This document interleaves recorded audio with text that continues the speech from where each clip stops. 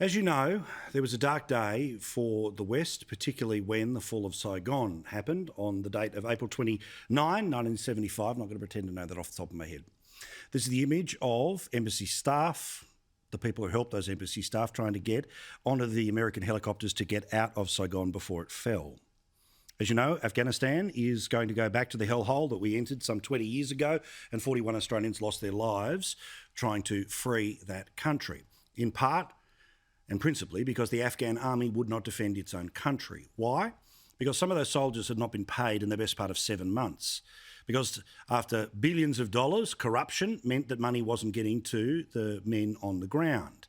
So the gear gets handed over, and now the Taliban, including its leader who spent 8 years in Guantanamo Bay, ends up back in charge of that country. These are the images from Afghanistan in the past 24 hours. Do they remind you of something in the 1970s?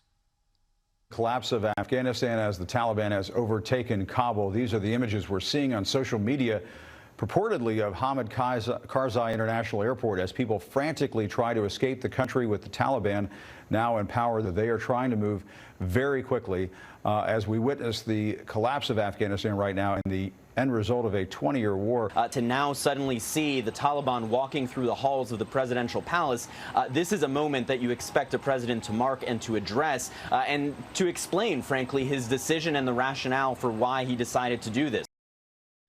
Now, this happened in the way it happened because of Joe Biden. This happened in the way it happened because of the military advice that was around him. However, the plan to fully withdraw from Afghanistan was made clear by Donald Trump last year. Time, after all these years, to go and to bring our people back home. We want to bring our people back home. I really believe the Taliban wants to do something to show that we're not all wasting time. If bad things happen, we'll go back. I let the people know we'll go back, and we'll go back so fast, and we'll go back with a force like nobody's ever seen. But of course, this administration ended in January, which meant it is all in the hands of Joe Biden. Joe Biden, who apparently was the great international expert, and that's why he ended up as Barack Obama's vice president. Joe Biden, the great international understanding that led to what you have just seen in Afghanistan, who said this just a month ago. Afghan troops have 300,000 well-equipped as any army in the world, and an air force against something like 75,000 Taliban.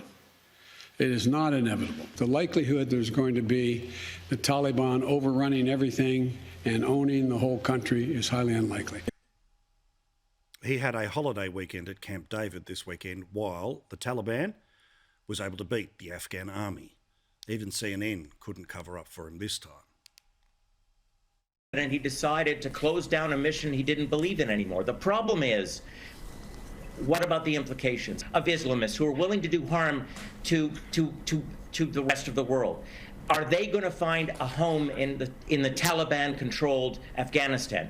That is the great challenge. And if that occurs, this is the Saigon moment for President Biden, and that this will be a legacy, an albatross around his neck for the rest of time. And this is about leaving hastily and ineptly. Secretary Blinken, how did President Biden get this so wrong?